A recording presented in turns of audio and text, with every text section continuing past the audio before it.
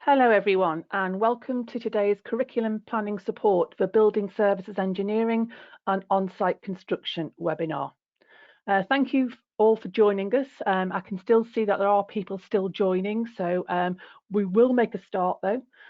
This is the first of two webinars to provide support with curriculum planning. We have a duplicate webinar of this session on Monday.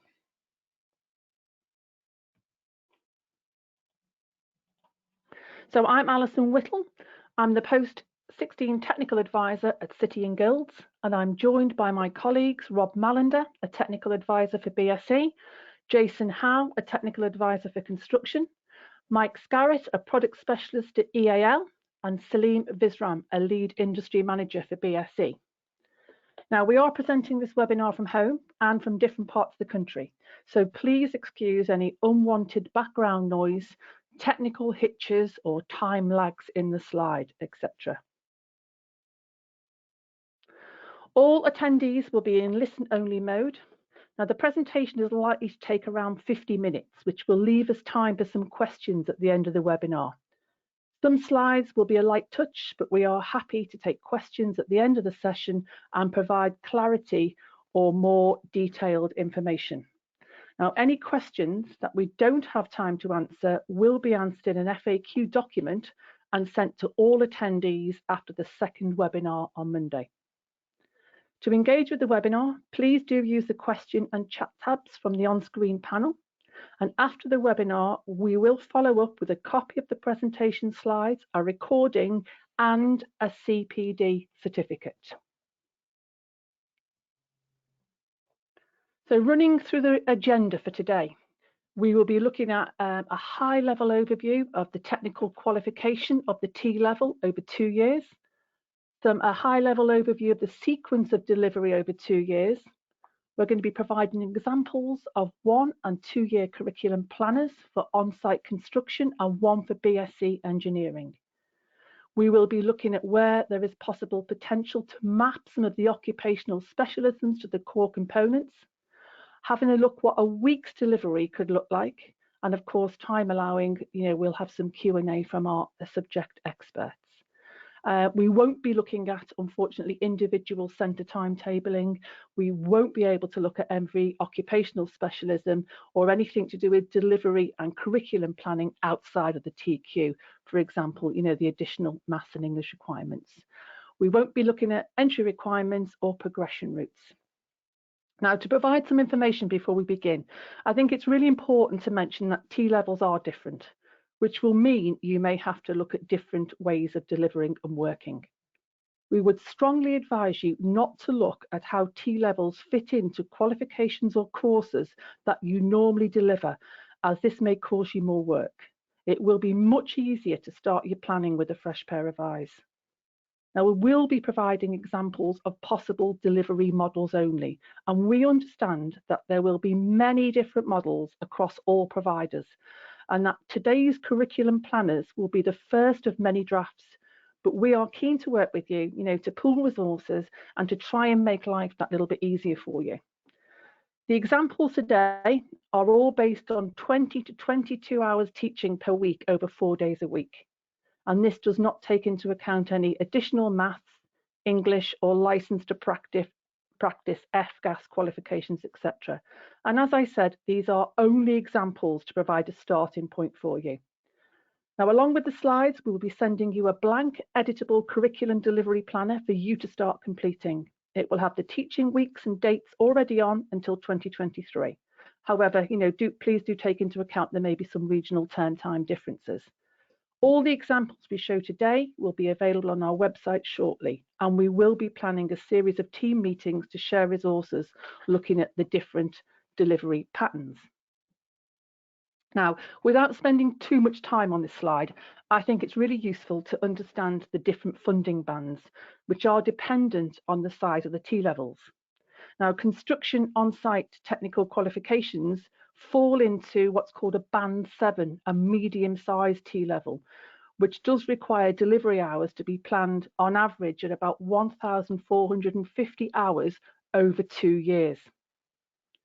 Now, for BSE, These technical qualifications fall into Band 8, which are larger size T-levels and requires delivery hours to be planned on average at 1,600 hours over the 2 years.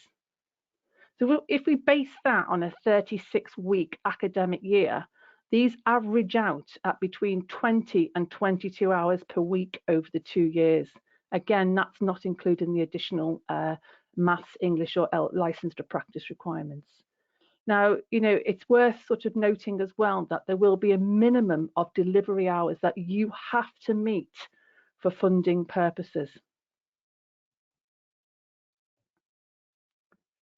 Now, the examples of curriculum planning we have today are construction, on-site carpentry and joinery, building services engineering, the dual occupation specialisms of plumbing and heating.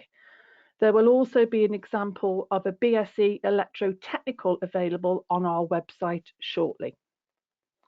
Now, you can see, looking at the slide, the construction, on-site carpentry and joinery is 1,000 hours in total. And if you add the industry placement at 315 hours, obviously it's 1,315. And if you include your EEP, your employability, enrichment and pastoral requirements, this equates to an average of 20 hours per week. Now, if we use the same formula for the BSc electrotechnical and plumbing and heating, these average out at between 20 and 25 hours a week. Now, these are the actual recommended guided learning hours and not the TQT, the total qualification time. At an ECF meeting this week, they showed all three of the construction cores together. So if we look at these two BSc and on-site construction cores, you can see how they map across. Now, the BSc core having 3 additional components in it. And of course, where there's an asterisk, all that means is that there is additional BSc content within that component. But if you look at this slide there, you possibly can see an opportunity where you could teach larger groups where the core is the same, and then you could split the groups into their separate occupational specialisms. Now, this slide, I'm going to have to give you an awful lot of information here, so I will try and be as clear as I possibly can. So to start the curriculum planning, we looked at the window for assessments. Now, of course, these actual dates will be confirmed in the next month or so. The first sitting for the core exams is going to be between May and June of 2022. The employer set project window will open in February and closes in April of 2022. Now, there is an opportunity to retake the core exams in November 2022 and an opportunity to take the ESP, the employer set project, in the October of 2022. The occupational specialism project is only available annually, and there is no retake within the same academic year. Now, I want to be very clear with this next piece of information.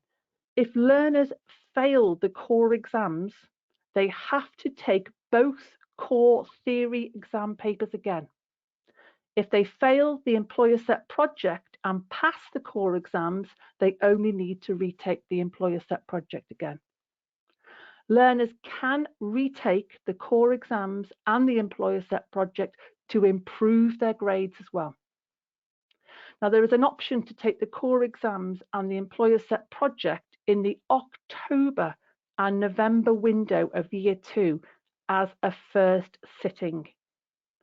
And then if required, you could retake the employer set project and the core exams in the summer of the second year in 2023. But please bear in mind that learners will also have the occupational specialism project in the summer of the second year in 2023. Now, the reason I've given you this information is because some Wave 1 providers have tended to use this option because of the current COVID restrictions. A word of caution though, if you do decide to leave the assessments until the second year, there is a danger you may run out of time, as you still have the industry placements and any possible retakes to fit in. Now, the core and the employer set project have to be sat in one sitting if taking it for the first time. So you can't split them over a summer and autumn exam series. So to provide clarity on this, if you decide your learners will sit the employer set project and core in year 1, the dates are February to May for the employer set project and May and June for the core. And if you decide your learners will sit their assessments for the first time in year 2, the employer set project window is October and the core exams are in November. And I think it's also worth mentioning that retakes can be taken up to 2 years post completion of this programme of study. Now this slide is our starting point really, and it's showing a very high level overview of the T-level programme over 2 years and a possible sequence of delivery. The core will have to be delivered in the first year, as the exams and the employer set project, of course, are based on the core. You may want to bring in the occupational specialism earlier to engage your learners, and you may even want to start preparing your learners for the industry placement with taster sessions and teaching some of those practical skills in term 3 of the first year before they actually start the industry placement. So you can see term 1, term 2, term 3 is the core, some potential to add your placement in the end of year 1, term 3. Then term 2, we move on to the occupational specialism along with the placement, and you can see where your window for the EPS is open, the employer set project, and of course the resit windows in there and your occupational specialism assignment. So it's a feasible delivery where over the 2 years. Now we've started adding a little bit more detail now into the 2-year planner. We put in some details here. For example, when would you register your learners, which would be September. We'd start your bookings for your exam and your employer set project in November. We put the window of when the employer set project opens. We've then put your core exam dates in, bookings of when you would book for your occupational specialism assessments, and of course any retakes in there.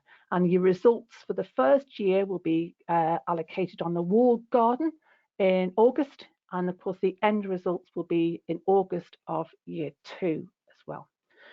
So that's again another high level overview. Now I'm going to hand you over to my colleague Jason, who's going to talk you through more detailed planning for the on-site construction, carpentry and joinery. Okay, Jason? Thank you very much, Ali. Good afternoon, everybody. I hope everyone is well and looking forward to the half-term break. What we've got on screen there at the minute is just a little bit of an overview which highlights where the occupational specialism and the core can be blended in certain circumstances and where the content maps across as well. So just a little bit of information. Obviously, it's not a massive amount of mapping between the core and the occupational specialisms. Again, this is for carpentry and joinery, realizing that we haven't done it for brick and paint, etc. But it just gives an overview of where, for example, health and safety within the occupational specialism also sits within the core, where you can look at a blended learning model. Similarly with maths and ultimately for carpentry and joinery, the wood science as well. Now that's not to say that all of the other elements have to be delivered in year 2. Obviously, you would look at blending those in for year 1 as well, especially the basics of the occupational specialism, tools and equipment, etc. So if we can move it on, please, Ali. So this is just a bit of a high-level key, really. We've sort of color-coded the curriculum plans that we're going to try and show you shortly, and it just helps visually to keep everything separate. So that is just a quick slide there on what the key ultimately looks like, and what we're going to focus on obviously is the parts related to sitting guilds, which is obviously the core component, the exams, the employee set project, etc.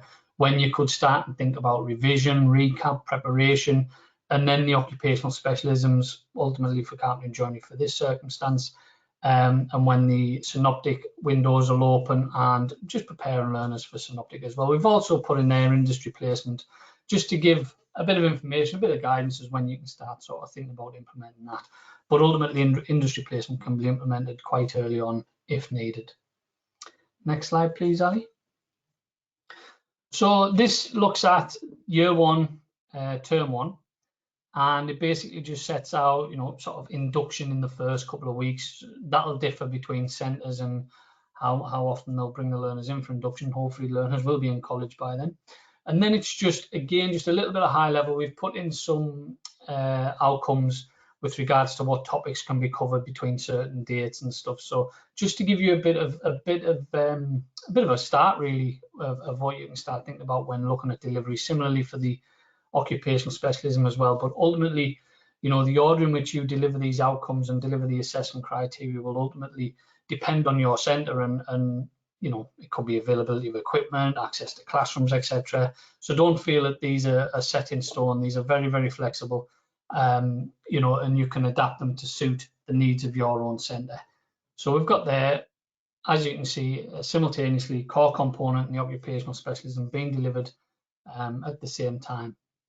Next slide, please, Ali. Again, just following on from slide one, the addition in this one is where you start looking at preparing learners for the ESP around basically straight after Christmas. We'll get learners back a couple of weeks later to start preparing them for the employee set project, and then highlighted in the third row there in the green is the employee set project assessment window. And you can see the core and the occupational specialism continue to run right through term 2 of year 1. And towards the end of term 2 in year 1, we've started to get centres to start thinking about implementing the industrial placement, and we put that in for around about week 25, because learners will have had a good bit of time on programme and hopefully be ready to enter the world of work placements. Next one, please, Ali. So looking at the end of term 3 for year 1, obviously you've got the core component continues there with the employee set project, and that comes to an end at week 28. But again, simultaneously running alongside that is now we have to start thinking about preparing learners for the core exams.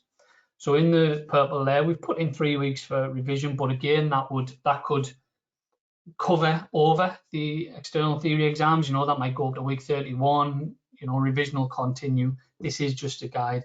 And then the external theory exam windows start at week 30. So again, just to give you that guide. And obviously you'll see the work placement continues as well, as done occupational specialism right throughout year 1. So now we're going to have a look at year 2 and what that entails. So term 1 of year 2, obviously, hopefully, fingers crossed, learners will have completed the core. So you don't have to so much focus on delivering sessions on the core. A lot of the year 2 will be around focusing on the occupational specialisms. However, where learners may have failed an exam or an employee set project, then we've put the retake assessment windows in there, and we've put in approximately 6 weeks for revision, 3 for ESP, and then ultimately 3 for the core exams as well. So again, just to give you a guide when you're starting to look at schemes of learning, etc., when you need to start planning in for these assessment windows accordingly.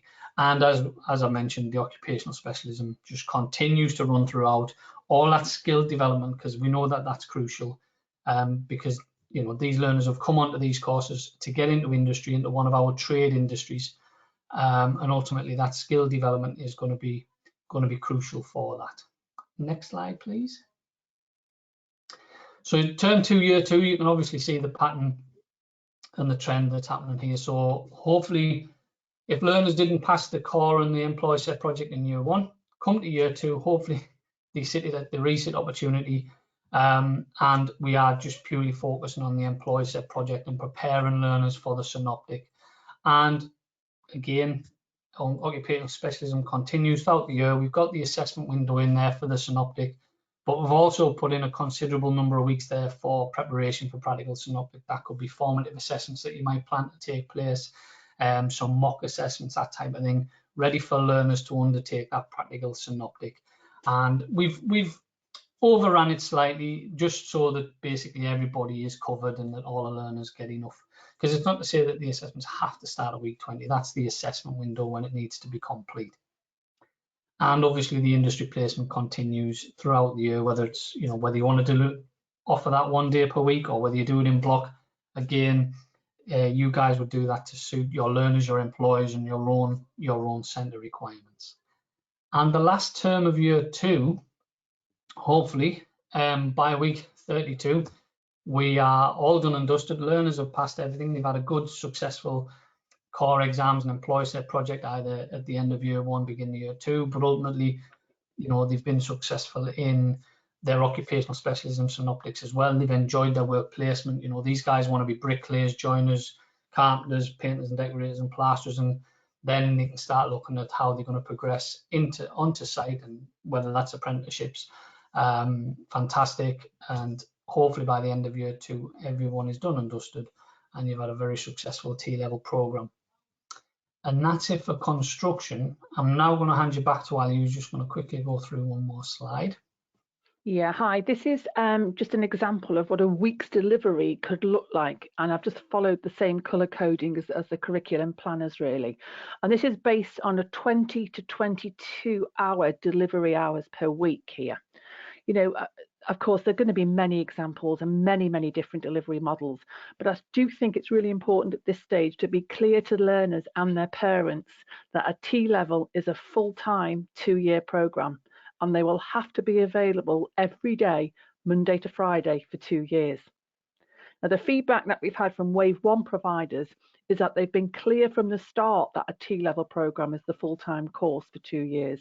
And the information, advice and guidance that's been given to parents and students is, while it's okay for students to have part-time jobs and evenings and weekends, it's going to be unlikely that you're going to be able to accommodate students working during the weekdays, as you're going to need them to be available for exams and industry placements.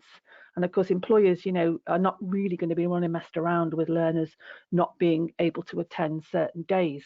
So this is just an idea of where you deliver the core and, you know, you bring in your occupational specialism. There's time for your enrichment, employability and pastoral. And of course, Wednesday, you know, that could be your industry placement day, or you might bring them in for prep for that day. And it doesn't have to be obviously a Wednesday. It could be, it's just an idea of what a week's delivery for 22 hours in a college timetable could look like. Now I'm going to hand you over to my colleague Mike now, who is going to take you through the detailed planning for the dual occupation of plumbing and heating engineering. Thanks, Alison. So this is a table which is similar to the one Jason's just shown us here, but it's showing here the potential mapping of the BSc core to the occupational specialisms, plumbing and heating. And just a quick reminder really that within the BSc technical qualification, there are 4 occupational specialisms that can be delivered as standalone, and they are gas engineering, electrotechnical engineering, electrical and electronic equipment engineering, and protection system engineering. And the following occupational specialisms will be needed to deliver it as a mandatory pairing, which are heating engineering and ventilation, aircon engineering and refrigeration, and plumbing engineering and heating engineering. So this is really the mapping of the BSc core to the mandatory pairing, plumbing engineering and heating engineering. And as we've seen before, there's 14 learning outcomes potentially to be delivered within that first year within the BSc core. And you'll see there the assessment criteria, for instance, for health and safety is 1.1 to 1.16. So what we're suggesting then within that health and safety delivery, there's plumbing knowledge criteria relating to health and safety, and there's also heating knowledge criteria relating to health and safety that can be delivered at the same time. The same with measurement, information and data. And then when we move down to this BSc core 12, you've got building services engineering systems. Again, at that same time, you can deliver the knowledge aspects around the plumbing systems and the heating systems. It is worth noting that these are set as numbers 1 to 14 for the BSc core, yet they don't have to be delivered in that way. You know, suggestion is perhaps, you know, you may want to move the tools, equipment and materials up a little bit further, maybe after health and safety, so they go into the workshop environment with that knowledge as well. So year 2 then, looking at base, so go back to that next slide, last slide please. So in year 2, we're looking at delivering basically the sciences, the plumbing science and heating science, the pipework technology for both plumbing and heating, the installation, commissioning, maintenance and decommissioning in that year 2 as well. Next slide, please, Alison. So here then, we're now looking at a suggested week-on-week curriculum plan for the BSc core and the plumbing and heating occupational specialisms. So this slide again covers term 1 of year 1 and the first 7 weeks. So here we can see then that suggestion here is that obviously the core components picked up with the health and safety aspect delivered first. Yet within that first 2 weeks then, we can look at then delivering also the health and safety for the plumbing and the health and safety for the heating as well. And it's the same with the core 14, which is tools, equipment and materials. If this is the way you want to deliver it, we can pick up then the tools, equipment and materials relating to plumbing and the tools and equipment materials relating to heating and deliver that at the same time. So within this first 7 weeks then, we're delivering the core and we're running the plumbing occupational specialism alongside that, as well as picking up aspects of heating where appropriate as well. Next slide, please, Alison. So this slide covers term 1 of year 1 and weeks 18 to 14, and it's really just a continuation here. So we can see here then we're continuing with the core, but this time we're just running alongside there the plumbing occupation specialism core knowledge as well. Now it may be that you deliver practical workshop sessions, which could be included as well for blended learning approach.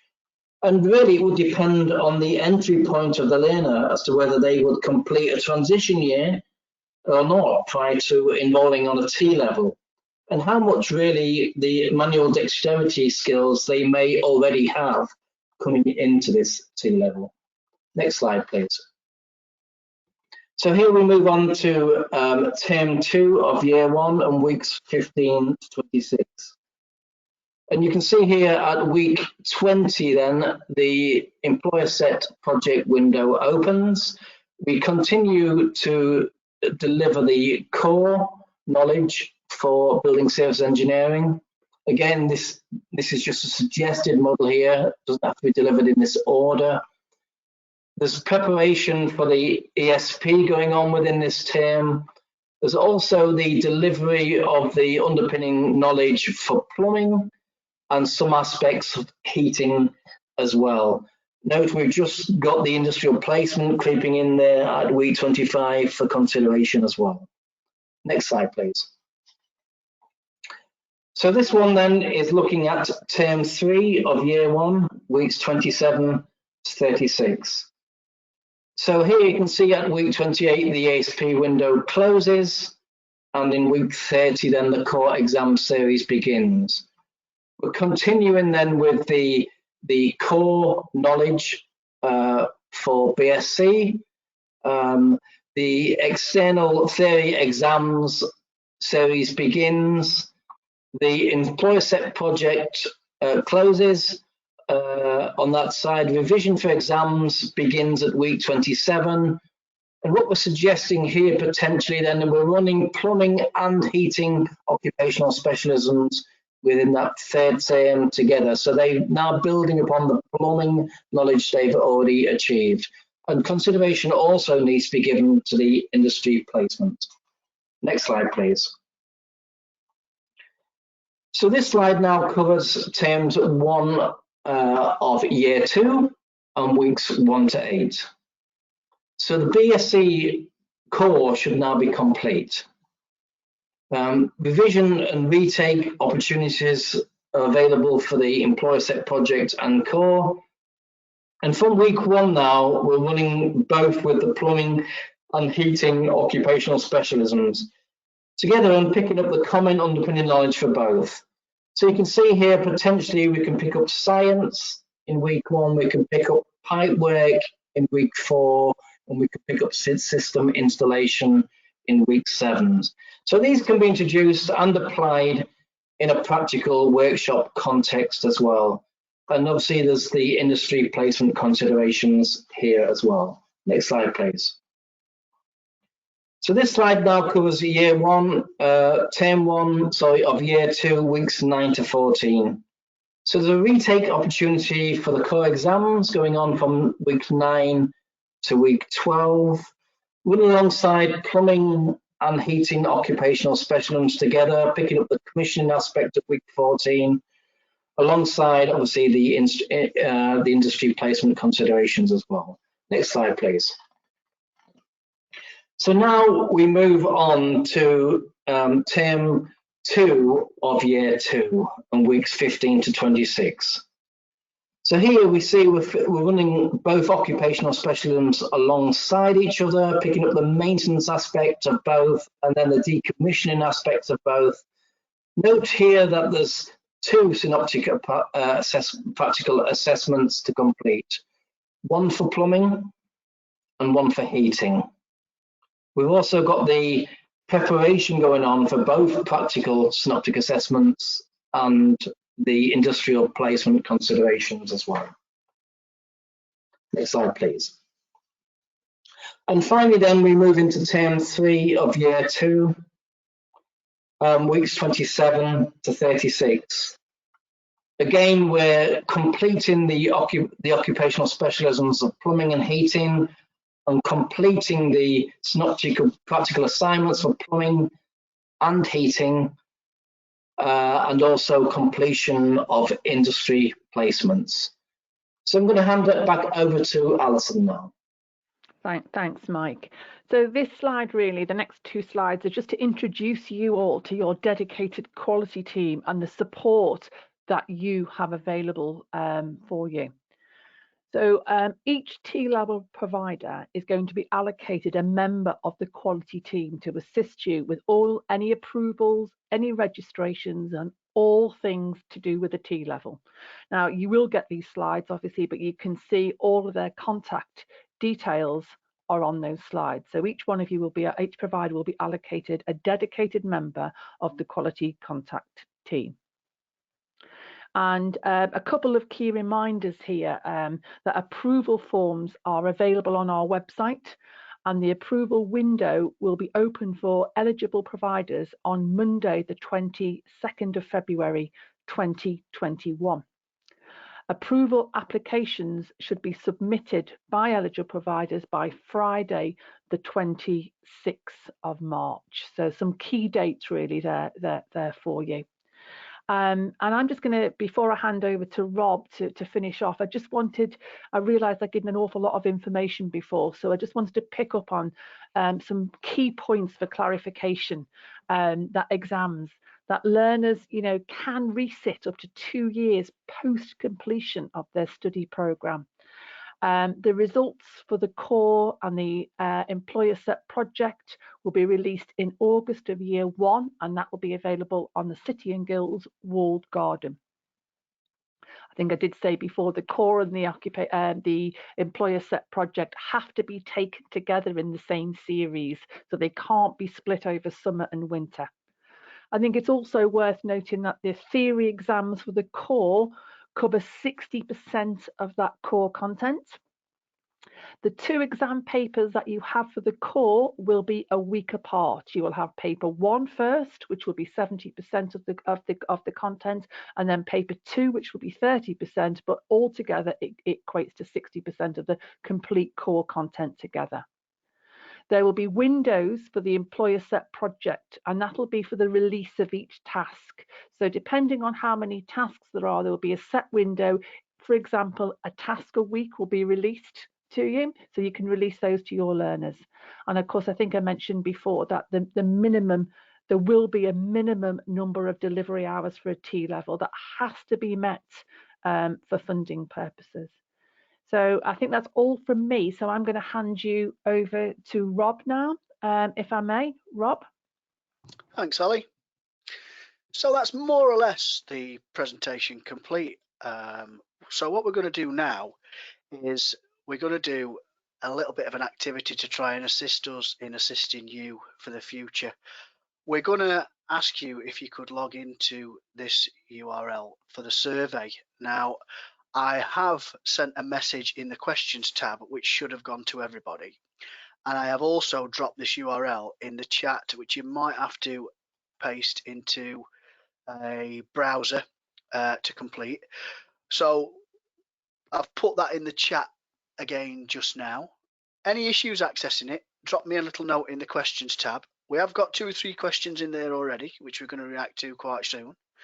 But just want to give you a few minutes now, probably about 5 minutes, just to reflect on the presentation.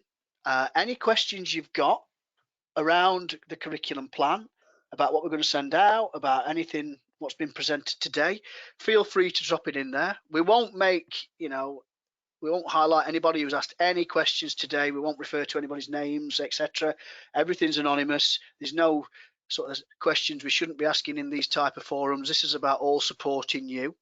So there's time now to reflect and ask questions. You will be sent these curriculum planners blank out. And I will say, they do make a lot more sense when they're on one page. It's been difficult to put them into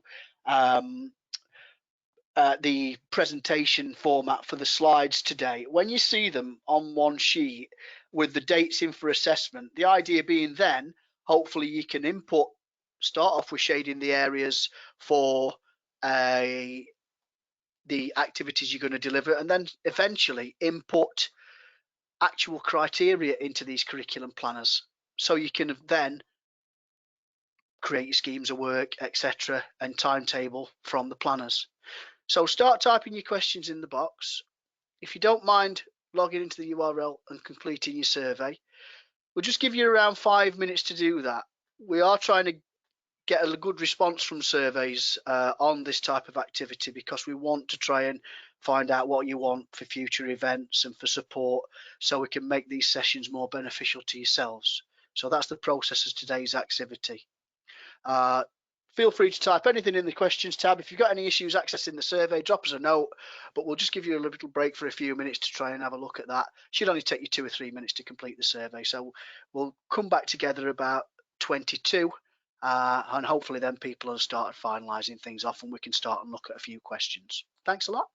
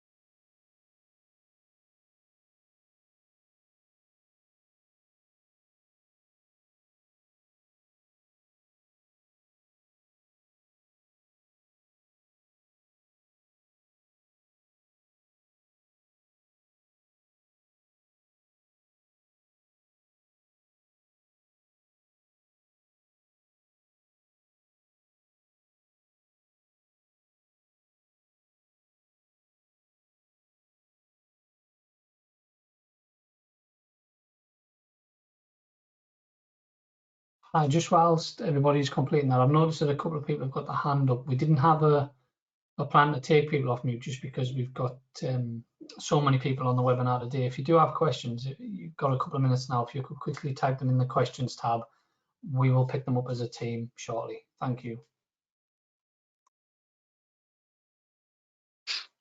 Thanks, Jason. I appreciate people hopefully still be trying to complete the little activity, but just to make better use of everybody's time, I did say we'd try and reconvene about 22. We'll start and run through some of the questions we've had already.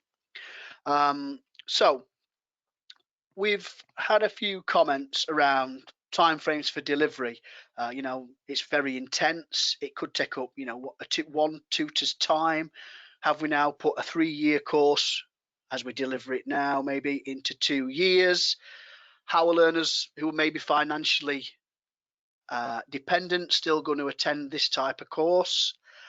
They're all very valid comments and appreciate where they're coming from. Unfortunately, though, as a City and Guilds, we've been contracted to develop the qualification for the contract and for T-levels.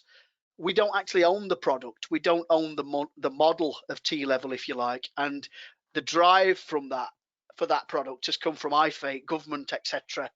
So although they're very valid comments and concerns, it is a little bit difficult for us to answer that really, because it's almost changing government protocol, if you like, for us to go. We have fed back on various things, but just to try and respond effectively for some of the points, you know, funding does reflect the amount of hours attended. As Ali said at the beginning of the qualification, at the beginning of the presentation, this is a very big shift. And one of the first comments Ali made was, I think, you know, don't treat this as any other course. It is very different. We've got to adapt. We've got to now incorporate things like industry placement into our delivery, which we've not perhaps had to do as effectively as we are going to have to do now. It is a shift into a new world, and it is a totally new product. So we can take on concerns and comments around things like that. But I've got to be honest, you know, T-levels are coming in now for all manner of specialisms, not just in this sort of building services construction world. And it is going to be the future for the foreseeable time. So we are stuck with it to a certain extent until we get this rolled out and we get the feedback. And then maybe, you know, in the future, if we keep on receiving that type of feedback and we pass that to the relevant organisations, things might make a shift. But for now, I think we are sort of going to have to take this on the chin, if you like, and we're going to have to run with T-levels as best and as effectively as we possibly can. That sort of leads on to a comment around what are the advantages of T-level compared to current delivery. Again, you know, the product and the structure of T-level is something we've been partnered with and contracted by IFATE to develop the qualification for. But there is a lot of good points around T-level. You know, there is an enhanced core which could prepare them for the future in the building services or construction industry in a very profitable manner. There is an industry placement, an effective industry placement, which, you know, if we can work this well and it can work as effectively as I hope government foresee it, it could be almost a means of building relationships with future employers and then maybe progressing into the apprenticeship world and almost the fishing pond for future apprentices. So I do see some very good positives on T-level. Obviously, there is increased funding, but there's increased workload, as somebody referred to. It could take a tutor totally out of the market, T-level could. And we've had another comment, will T-levels replace 8202 or other full-time programs? I don't know if Alison wants to come in on this just after I've commented, but at the moment we are being told that eventually T-levels could be the only funded level 3 product out there. Now, obviously we've had vision like this in the past passed down, and that we was told that when technicals came to the floor, and it's only just now we're seeing the funding for level 3 being removed. But there is government consultation going out at the moment on the remainder of the level 3 programs, and there's consultation on the level 2 products. So we are going to see a shift in funding. What that looks like at the moment, we don't really know. Do you want me to come in, Rob, on that one? Yes, if you've got any other comments. I know you've been closer to the sort of consultation side of things, Ali, than I have. I didn't know if you've got any other comments on that. We are waiting. I mean, it's any week now. It's been delayed, as you know, so it's any week now. But the government stance and policy is that any qualifications that have a significant overlap with the T level will not continue to be funded, and that's still their stance. If we look at the £500 million they've invested in this, it's not going to be going anywhere soon. That's all we know. Now, there is obviously, we don't know what qualifications are going to stay. And this is predominantly at the moment for sort of the 16 to 19-year-old market.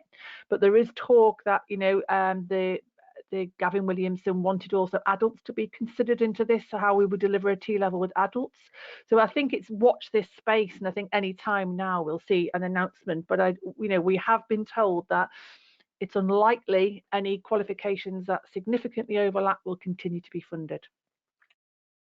Thanks, Ali. I'll move on to the next point, and feel free to keep putting questions in. We can unmute people, but we've got over 100 people on today, so it could get a bit messy. That's why we're trying to use the questions tab. So apologies for that. We are looking to run some future team meetings, which are going to be a little bit more hopefully user-friendly and a little bit more interactive around this sort of topic. So we've had a few questions around support and resources, basically smart screen. There is going to be books. Our partner, Hodder Education, if you want to go on their website, they've got details around what's going to be available for T levels. But basically, October, November this year, there is going to be books for the core. Now, they are going to be interactive ebooks, the tutor can buy an online version they can teach from on screen or remotely and things like that. So should be a very good support tool for the core. There's also going to be some smart screen material with regards to schemes of work, etc., as well available. And with regards to the main occupational specialisms, in building services especially, we've got the key ones like plumbing and electrical. Hodder are also going to map their current books. So let's say they're current level 3 electrical, level 2 electrical, plumbing, etc. They're going to map those back into T level. So you know which sections of the book you can use for teaching to match the T level criteria. So when you get these curriculum planners, these blank templates, once you've got them filled in with what criteria you're going to teach in what weeks, hopefully then you'll be able to then use that to look at the resources and then pin your resources to those planners. So that's why we're trying to get these blank planners out now, to have a go at filling them in. And then hopefully that'll help you plan in the future what you're going to teach in which week almost, because it's all about working back from these key dates to enable effective delivery and preparation for assessment.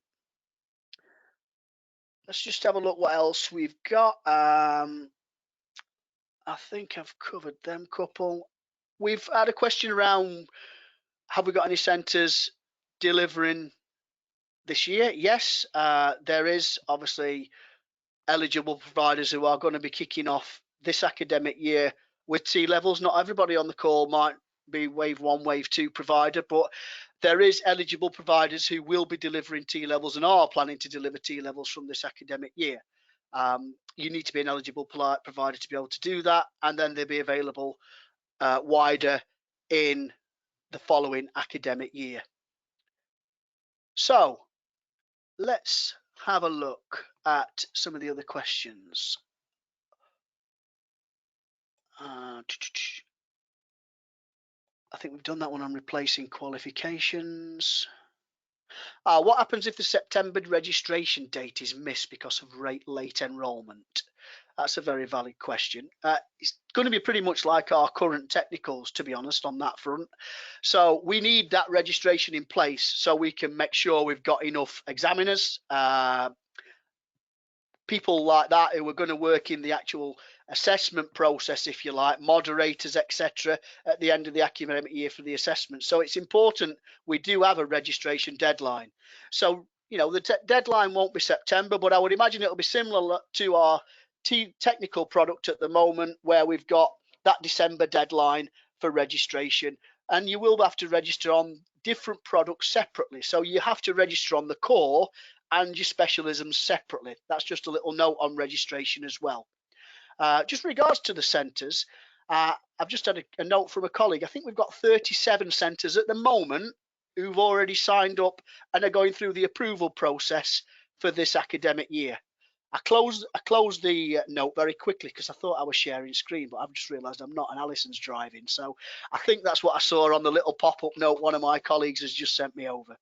So it is, you know, people are moving towards it. This is going to be a product of the future, and we have got centres taking that on board. Let's just have a look at some of the other questions. Colleagues, feel to jump in. If you've see any relevant, you can pop in and answer. Yeah, again, timing of exams, concerns about timing of exams and trying to deliver the core students, plus trying to get them to have the skill set to enable them to complete, you know, different skills within the T level. It is going to be a very different mode of delivery. It's going to be very much like our technicals. You know, it's a lot of front-loaded preparation for assessment. It's going to be very crucial to plan curriculum, and that's why we're looking at these type of events, and we're more than happy to look at some more niche events in the future if that helps, and bring centres together to talk around topics like this. Because, you know, there is an employer set project, for example, in the core that covers a certain amount of criteria. So when planning curriculum, we've got to look at the date that employer set project is available and work back. But we've also got to look at the content that employer set project covers, because there's only certain assessment criteria assessed by that employer set project, for example. So it's up to the curriculum plan then to reflect what is covered in that employer set project and ensure that has been taught effectively before the deadline for assessment. But it is early assessment. I agree with the comments there. And to get them to develop that skill set, that's where we might need those good employer links. And for some complex areas, it is going to be tough to develop the skills and significantly improve them skills in the timeframes we've got. But we'll only be able to see that within time, I think, and that's the feedback we'll have to take ongoing throughout T-level delivery.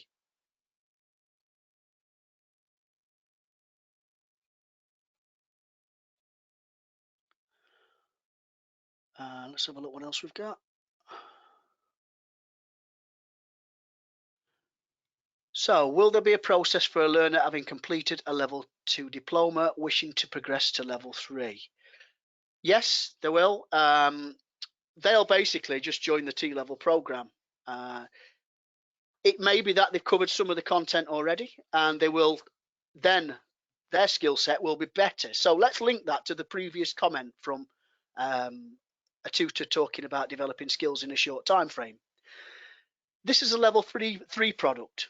Now, if you've got somebody who's completed a level 2 in a certain discipline, that could be a good way of developing that skill set, or maybe a level 1 in a certain discipline. And let's talk plumbing, for example. If you've got somebody who's already done a 7202 or a 6035 in plumbing, for example, who's then progressing to T-level, agreed, we don't want to extend that time frame for delivery over a number of years, but it might be good to think about that transition year we're going to be developing into T-level, or what other products you might want to deliver at lower levels to prepare people effectively to give you time to then develop those skills and put them onto a T-level. Obviously, these are developed for that certain age group, but there's no saying we can't bring somebody into T-level who has completed a perhaps level 1, etc., in that trade area previously.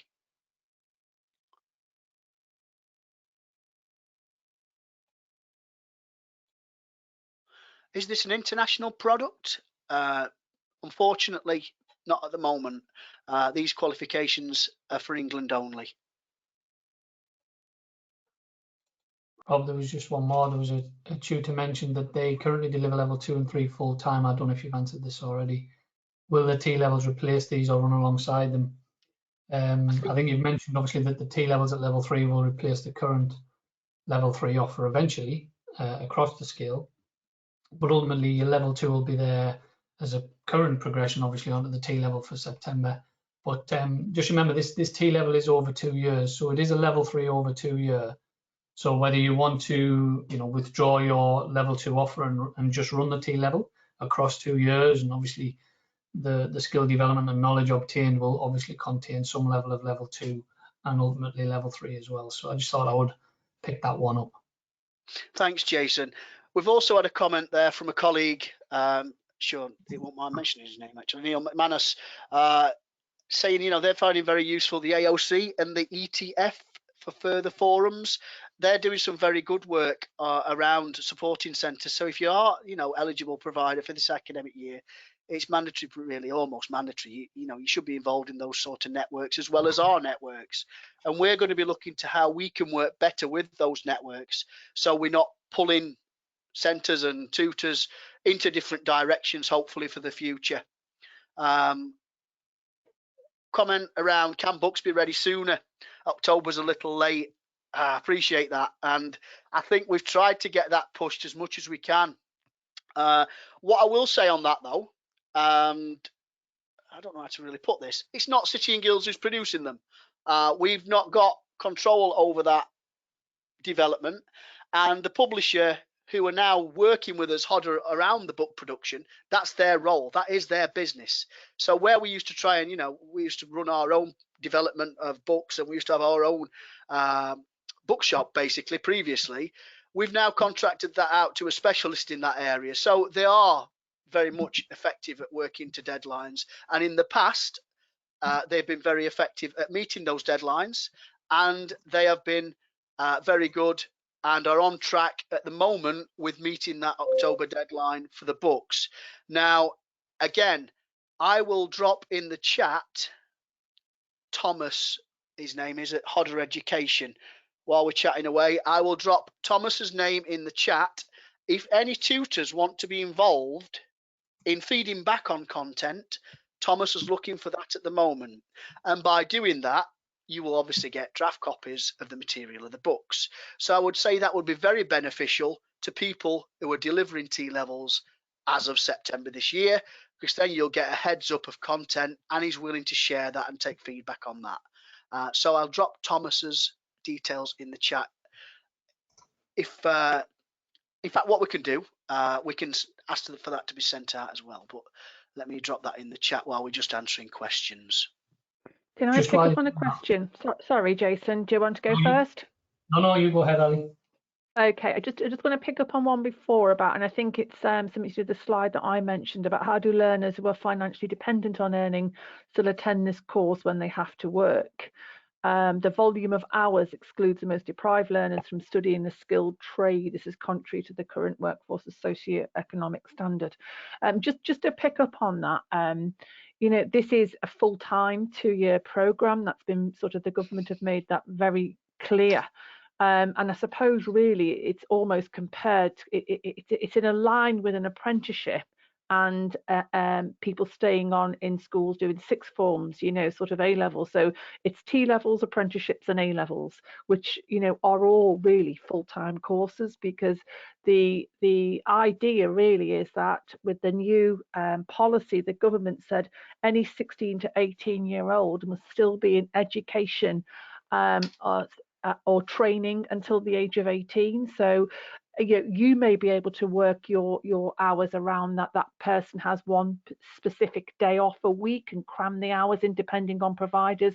But this really is, you know, and it has to be made clear to parents and students that yes, they can have a job at the evening and weekends, but it's a full-time course. Thanks, Ali. And just to add to that before Jason just picks up on a question, Ali did mention on the slides where it was broken down the funding and the amount of hours, etc. But when you look at your funding bands, if you are delivering from September, you will see a minimum amount of hours you've got to deliver GLH-wise. So it is a big shift again from around the, you know, well, my college cuts this down. It's 450 GLH, but they only tell us we can deliver it in 300 hours, and we have to do it effectively like that. That's now been set at a bar for the minimum amount of GLH, so you get your funding. So when you're audited, basically, I would imagine, I'm out of that world now, that used to be a previous life I was in as centre manager, but when audited by the relevant organisations, you will be audited to ensure you have delivered the minimum number of hours to ensure you've drawn down the right amount of funding, and that is dependent on funding band, as Ali alluded to on one of the previous slides, around slide 8, I think it was. Over to you, Jason, if you've got a comment on one, mate. No, just to let people just let people know that obviously there's so much exemplar material on the website now as well. If people want to go start having a look at that, there's so much on there for the core, the occupational specialisms, and the employer set project. The only other thing, there was a comment about you must be 18 when you start at T-level. No, these qualifications are for 16 plus.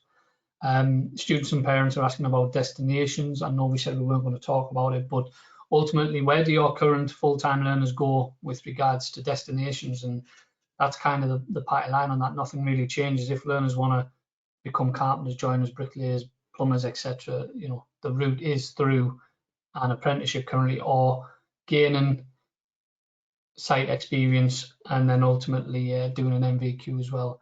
The screen's just gone off. I don't know what's happening, but I know it's 2 o'clock. I don't want to keep anybody any longer than they have to, but Back yeah. on now, is it? Yeah, Yes, it's back it is, on now. We've got a couple of questions around GLH as well. I'll pick up very quickly. Well, I have got a few minutes if I know some people have got other webinars they've got to go to, but I'll try and keep answering as many of these as we can. We want to try and answer people's questions. So around GLH, basically, as Jason's just alluded to, all the material is on the website. The qualifications live.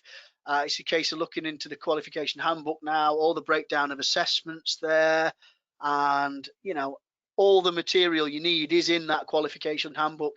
It's not like one of our old qualification handbooks with just reams and reams of assessment criteria. It breaks down what T-levels are, how it should be delivered, how it's going to be assessed, timeframes for assessment, even down to things like test specifications and scope of assessments and what criteria is assessed in various elements of assessment.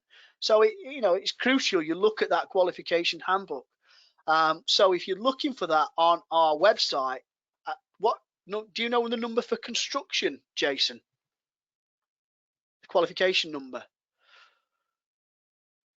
Ours is 8710, I believe. But I'm questioning myself now, and I'm going to have to just check that very quickly.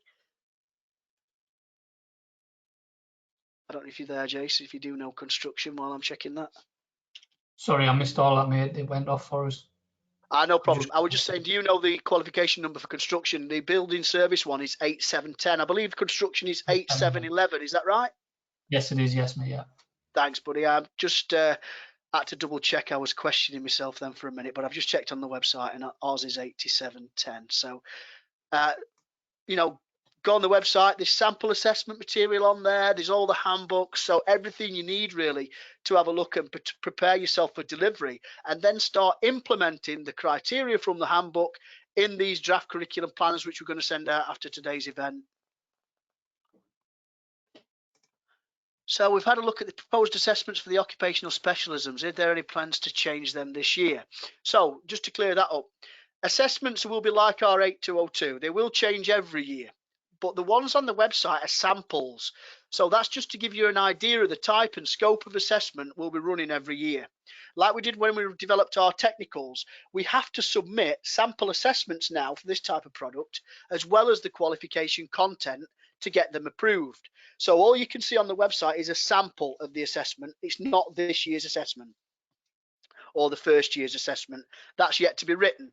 So the dates will be set soon. Consultants will be working on those, and then they'll be up there on the website. So the ones on there at the minute are to give you an idea on the scope and type of assessment, which will be on there eventually. Can I just pick up on one, Rob?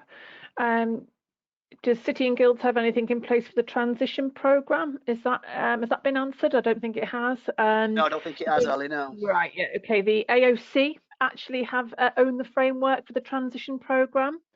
So it's definitely go onto the AOC website and they will have the framework for that in place. And that will be dictated to them. It's a government contract that they've won. Thanks a lot, Ali. Something linked to that, and as Jay says, we don't want to get bogged down too much with progression, but there's comments on, will this map across as well as maybe some of the diploma qualifications? So let's use electrical this time as an example. So will T-level map across into the apprenticeship as well as the current 8202 or 2365? With regards to assessment, maybe not. They might have to sit more assessments than they do now. But obviously, a large part of the content will have been covered. So delivery will have been completed in a lot of aspects. If certain aspects of assessment have not been assessed because it's a different assessment model, we might see a few assessments within the apprenticeship having to be undertaken. But that transition period is totally, that progression is totally up in the air at the moment, and we're in massive discussions with IFATE, DFE, etc., to try and get those resolved. So we realise it's so late in the day, it's untrue when you've got people starting in September, but we are still fighting to get the resolution to the big discussion point, which is progression for learners. So we do feel your pain on that, and I know you're definitely letting us know you've got pain around that, because every forum we join or every sort of tutor group we get involved with, it's the hot topic, it's the hot point on everybody's lips. We need to know where these learners are going to progress to when they've completed. So all I can say on that is we are fighting your corner on that, and if anybody has got any thoughts, concerns, or anything around that you want to try and fuel that fire, feel free to drop us a note. After today, you'll have our contact details on the slides. Drop us a note and we'll pass that on to the relevant people who are talking to the departments such as IFATE, etc. That's part of our role as advisors. We sort of try and feed back things into the industry managers, etc., to try and let everybody know the pain points of the delivery network out there.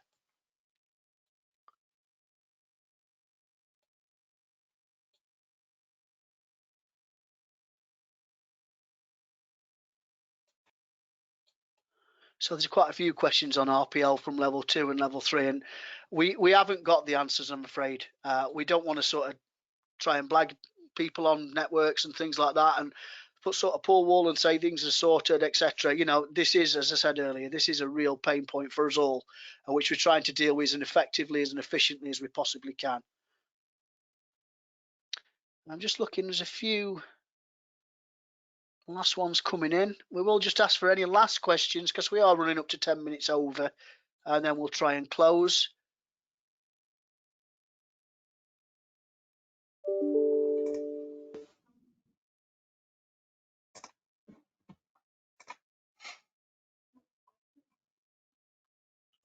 There's a comment there about bench joinery inside carpentry.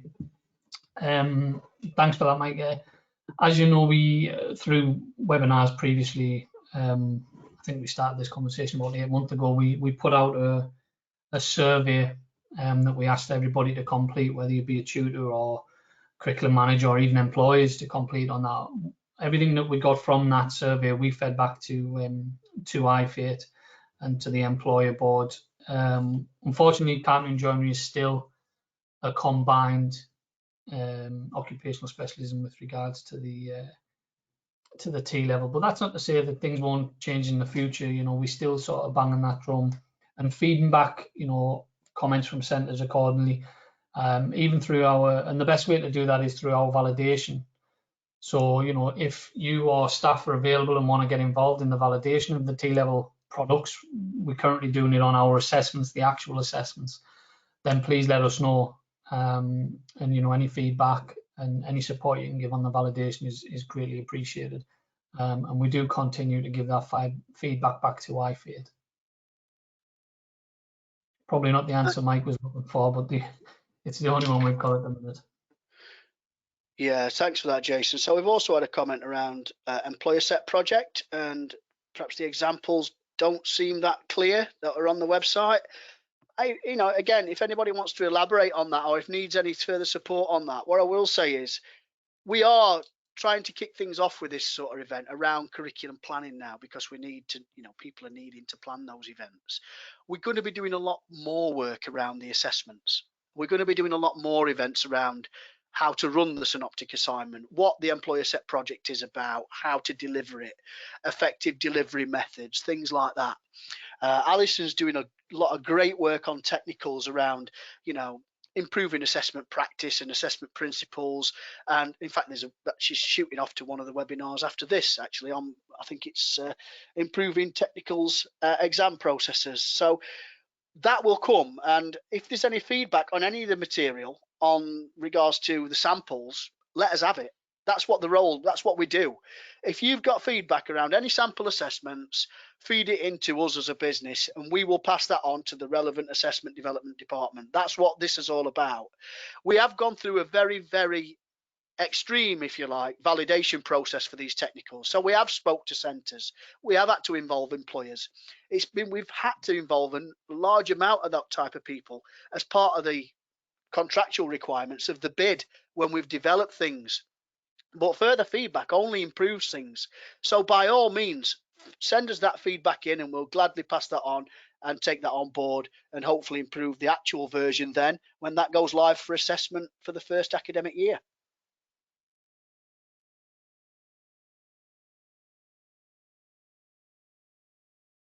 So we've gone 10 minutes over, Ando. Let's just have a look, see if we've got any final questions. I've not seen any much more comment over the last couple of minutes. We have seen quite a few people saying bye and thanks and things like that on the questions. So I think we will come to a close unless there's any last minute questions. Drop them in the questions tab now. We'll stop on and answer those individually, perhaps afterwards. Apart from that, I'd just like to say on behalf of myself and all the team from City and Guilds and EAL, thanks very much for your time again. I hope the session has been useful. We will be taking on board the notes from the activity. I know we called it an activity and gave you time to do it, and we've not reflected on that as part of today, but we are going to take that, away and reflect on the comments, put on those surveys and try and feed that back in and improve events for the future. So really appreciate your time completing that as well. Hope you enjoy the rest of the Friday and have a great weekend, everybody. Well deserved. Thanks then. Goodbye from us all.